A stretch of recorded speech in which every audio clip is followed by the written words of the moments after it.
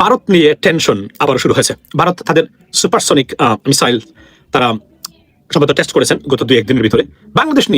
বাংলাদেশ এই বিষয়ে জল্পনা কল্পনা বা আলোচনার সৃষ্টি হয়েছে। এটা কেন করলো তারা, বাংলাদেশকে আপনার কি করার জন্য কিনা, মানে শাস্তি দেওয়ার জন্য কিনা, বই দেখানোর জন্য কিনা, অনেকগুলো বিষয় আছে। তবে এখানে লাইভের শুরুতেই বলে রাখি যে একটা বিষয় আমি আলোচনা করব সেপারেটলি। আমি যে কারণে হুজুরদের প্রতি আমার এত রেসপেক্ট থাকার পরে অবশেষে আমার রেসপেক্ট যা ছিল ধূলিসাৎ হয়ে গেছে বিভিন্ন কারণে।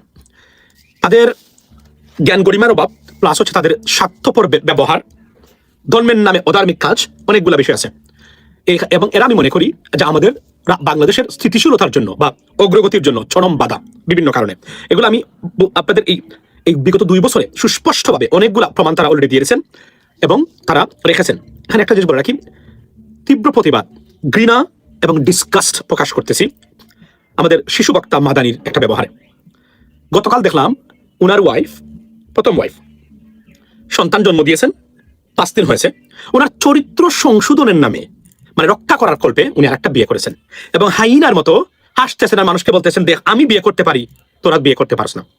আমি আপনাদেরকে বলে রাখি, এই জঘন্য কাজটা পৃথিবীর যে কোন ধর্ম, আর আমাদের এই the greatest religion on this planet Islam ধর্ম, এই ধর্ম প্লাস বাংলাদেশের কালচার, রাষ্ট্রীয় আইন, আবেগ, অনুভূতি, মানবিকতা, প্রত্যেকটা জিনিসের বিরুদ্ধে। মানে 5 দিন হয়েছে উনি চরিত্র, মানে উনি he has to have sex with someone else, মানে ডাজন্ট ম্যাটার। এই ধরনের আপনার এই সেক্স অ্যাডিক্ট, ম্যানিয়াক এবং ডিসকাস্টিং পিপল থেকে, এই ধর্মীয় লেবাস্তাই শয়তান থেকে, ডিসকাস্টিং ইন্ডিভিজুয়াল থেকে দূরে থাকুন। এরা ওয়াজের প্রথম মানে বেশিরভাগ বক্তব্য থাকে 5টা বিয়ে 7টা বিয়ে, জানোয়ারদের ব্যবহার, জানোয়ারদের আলোচনা, ধর্মের বিভিন্ন বিষয়টাকে অপব্যাখ্যা করে বিভিন্নভাবে এমন ডিসকাস্টিং একটা কালচার তার সমাজে প্রতিষ্ঠা করতে চায়। I have never seen anything. কেন মানুষ আমাদের ধর্মকে নিয়ে, মানে অনেক অন্য ধর্মের মানুষ ছোট করে, কেন মানুষ অন্য ধর্মের মানুষ আমাদেরকে নিয়ে অনেক সময় হাসাহাসি করে, শুধুমাত্র এদের উপস্থাপনা, রংলি উপস্থাপনার কারণে। লেডিস এন্ড জেন্টলম্যান, তীব্র প্রতিবাদ, ঘৃণা, ডিসকাস্ট প্রকাশ করতেছি। তার বিয়ে করার অধিকার আছে। পৃথিবীর কোন ধর্মে বলেছে, কোন মানবিকতায়, কোন আইনে, কোন সমাজে, জানোয়ারদের সমাজও তো এমন হয় না যে তার 2 দিন আগে, তার 5 দিন আগে তার স্ত্রী বাচ্চা প্রসব করেছে, মানে আপনার গেভ টু আপনার বেবি, গেভ বার্থ টু এ বেবি। এবং এখানে 5 দিন হয় নাই, নিজেকে কন্ট্রোল করা ইসলাম ধর্মের অন্যতম গুণাবলী এবং একজন মুমিনের। এরা কন্ট্রোল কাকে বলে সেটাও জানে না, ওয়াচ করে বেড়ায়। এই ডিসকাস্টিং ইন্ডিভিজুয়াল থেকে আমি বিশ্বাস করেন, আমি মানে আমার তার এই ব্যবহারটা দেখার পরে তার প্রতি আমার ঘৃণা যতটুকু ছিল, এমনি তো একটা স্টুপিড, উগ্র, মূর্খ, অপদার্থ, আরো মনে হয়েছে তার মতো ডিসকাস্টিং ইন্ডিভিজুয়ালকে কেউ যদি টাকা দেয় কখনো কোনো কারণে ওয়াজে নিয়ে, তার চেয়ে বড় অপদার্থ আর গুণাগার হতেই পারে না। আপনি আমাকে বলেন, যখন তার বউ মানে বাচ্চা প্রসব করেছে, তার শারীরিক অবস্থাটা সাইন্টিফিক্যালি ব্যাখ্যা করেছে একজন মহিলা যখন বাচ্চা জন্ম দেয়, তার শারীরিক অবস্থা আমি ডিটেইলস আলোচনা করবো শুধু অন্য সময়। শুধু এখানে বলে রাখি, তার ডিসকাস্টিং ব্যাপারটা আমি ক্ষুব্ধ হয়েছে এটা দেখার পরে। This is unbelievable. এরা কতটা অ্যানিমেল মানে টাইপের মানুষ। এরাই আমাদের বক্তা, এরাই আমাদের ওয়াজিব।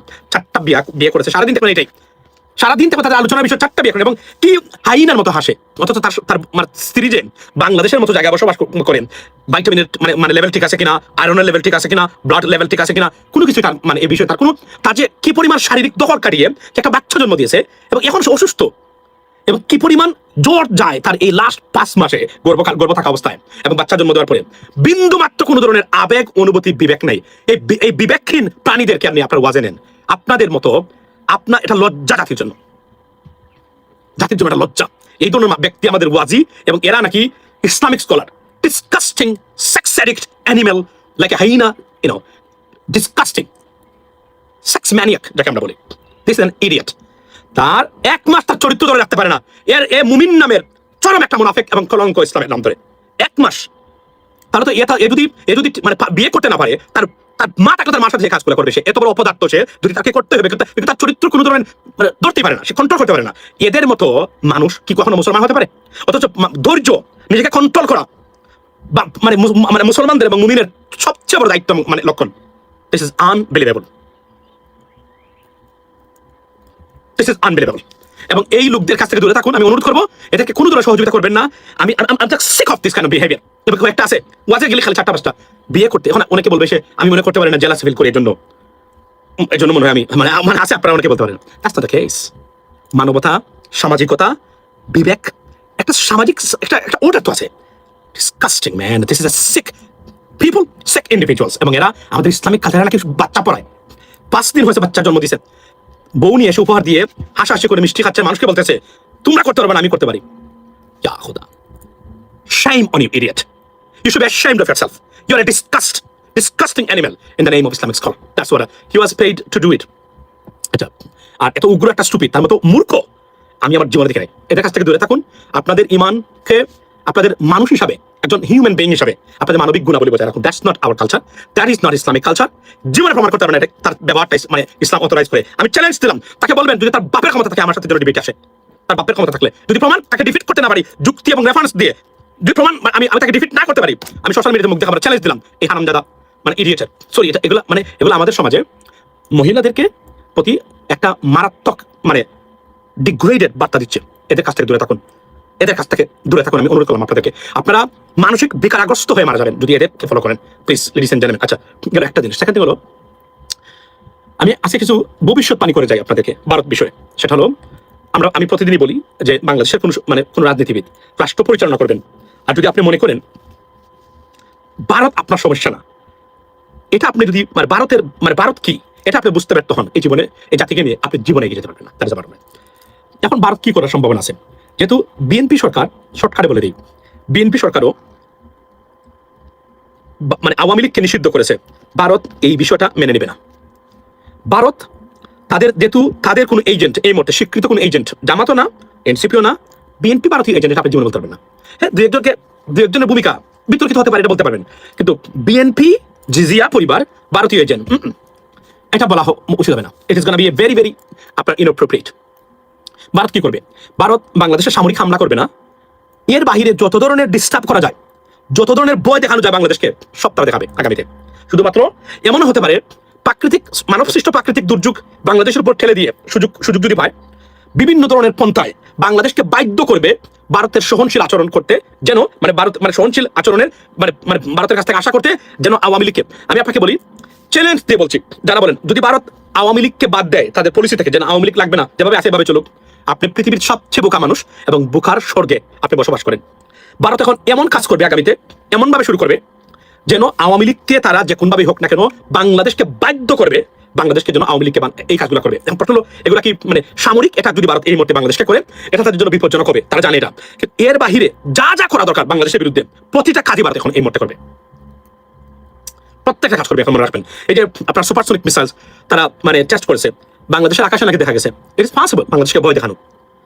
এটা আমি আপনাদেরকে বলি, আমি এখনই যদি ওই যে শুভেন্দু যে বক্তব্য দিচ্ছে, সেন্ট্রাল গভর্নমেন্ট থেকে কেউ বলছে না এই বক্তব্যগুলা বন্ধ করা উচিত, এগুলা হিংসা বিদ্বেষ। আর পশ্চিমবঙ্গে নজিরবিহীন ঘটনা চলছে, প্যালেস্টাইনের বাইরে যাওয়া হচ্ছে, এর চেয়ে কার্বন কপি এখন তারা পশ্চিমবঙ্গে অলরেডি শুরু করেছে। নজিরবিহীন ঘটনা, এটা কিন্তু পৃথিবীর শান্তি, সমৃদ্ধি এবং নিরাপত্তার জন্য ভয়ঙ্কর হুমকি। আমি মাননীয় প্রধানমন্ত্রী বর্তমান সরকারকে অনুরোধ করব, আপনারা যেভাবে মনে করেন এরা বন্ধু মনে করে চলাফেরা করবেন, জীবনে এদেরকে ঘটনা জানতে পারবে না। আওয়ামী লীগ ছাড়া ভারত কখনো শান্ত হবে না, কারণ বাংলাদেশ তাদের হাতের কবজার বাইরে বা মুঠের বাইরে, এটা তারা কখনোই মানতে পারবে না বলেই তারা আওয়ামী লীগকে চায়। এটাকে প্রতিরোধ করা যাবে যদি আমরা, if we are smart enough, if we become smart enough and we go top of them, trust me, we can deal with them, we can tackle them. How? Let me tell you one thing, Bangladesh যদি মনে করে ভারত কিছুই করবে না, এর চেয়ে বড় বোকামি আর স্টুপিড ডিসিশন হতে পারে না। তবে এখানে বলে রাখি, যারা শেখ হাসিনা আসবে বাংলাদেশ হাসবে বলে দৌড়াচ্ছেন, তাদেরকে আমরা একটা বলি, সবচেয়ে ক্ষতি করে গেছেন শেখ হাসিনা বাংলাদেশের। সামরিক শক্তির দিক দিয়ে ভারতের কাছে 5 মিনিট লড়াই করার ক্ষমতা বাংলাদেশের নেই। 5 মিনিট, এই হচ্ছে আপনার দেশ। কিসের নিয়ে আপনারা খালি ইরান নিয়ে পড়ে আছেন, প্যালেস্টাইন নিয়ে পড়ে আছেন?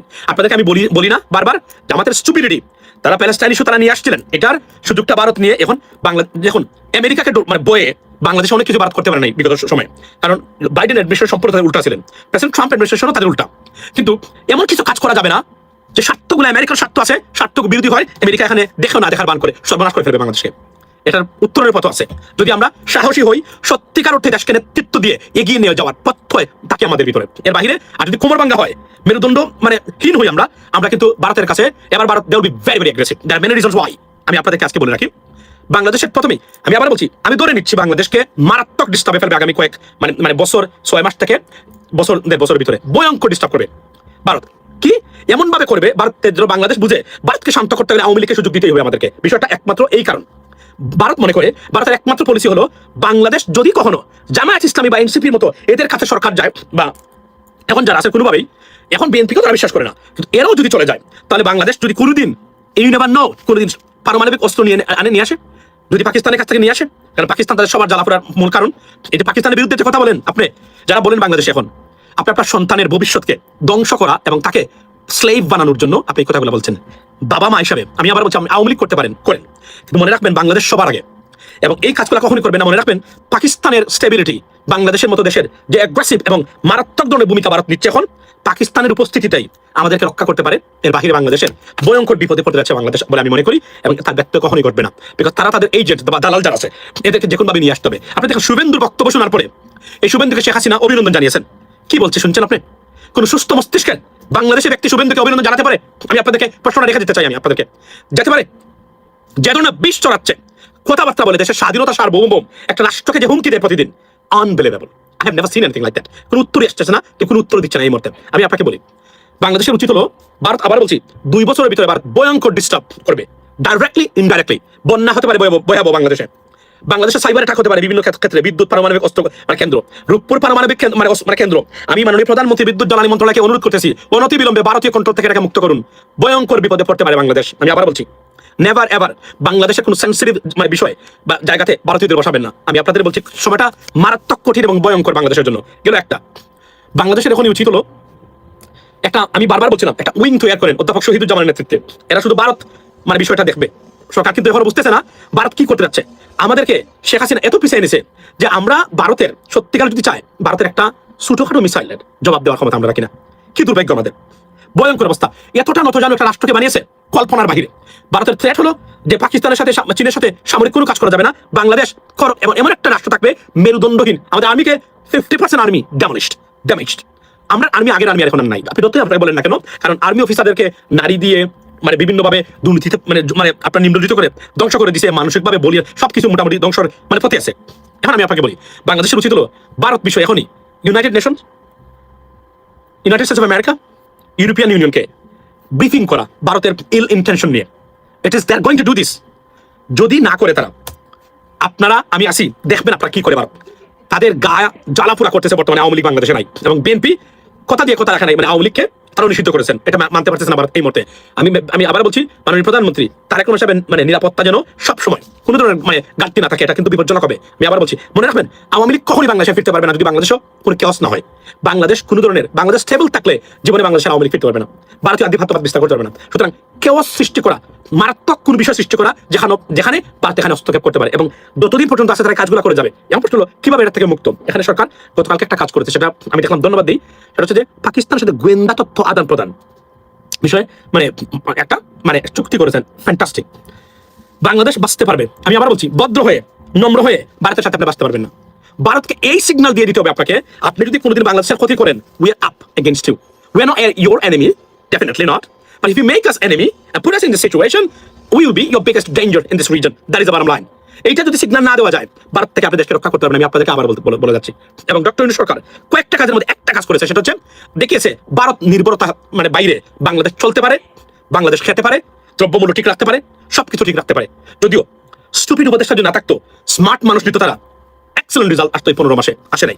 এর জন্য দায়ী এই এনজিও কর্মী বা পরিবার পরিকল্পনা কর্মী, মাঠ কর্মী, এবং এনসিপির স্টুপিড যারা আছে, যারা রাজনীতি না বুঝে নিজেকে বড় রাজনীতিবিদ মনে করে। তারা মনে করে ঢাকা বিশ্ববিদ্যালয় থেকে আপনার এই শাকের এই কি আসে, রাজুতে আয়, এটাই মনে হয় পৃথিবীর রাষ্ট্র পরিচালনার একমাত্র যোগ্যতা। That is not.